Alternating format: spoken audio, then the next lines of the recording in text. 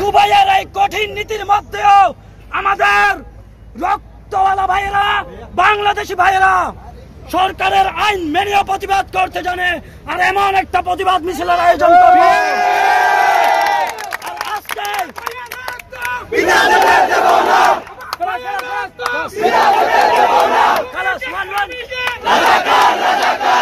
এরপরে গতকাল রাতে আমরা সিদ্ধান্ত নিলাম আমরা দুবাই কনসুলেট ঘেরাও করার, আমাদের স্থান পরিবর্তন করে, যেহেতু আমাদের সবচেয়ে বেশি বাঙালি ভাইয়েরা এই এলাকায় থাকে, তার জন্য আমরা আজকের এই মিছিলের আয়োজন এখানে করেছি।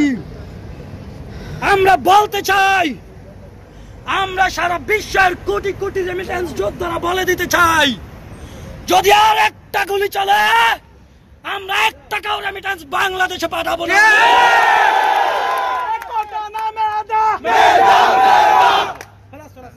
আমরা শেখ মুজিবের আদর্শের ভাষণ থেকে বলতে চাই, এই শেখ হাসিনা কুলাঙ্গার সন্তানের এই দলকে এবং এই আওয়ামী ছাত্রলীগের মতো দলকে আমরা কোন রেমিটেন্স দেব না, ভাতে মারবো, পানিতেও মারবো।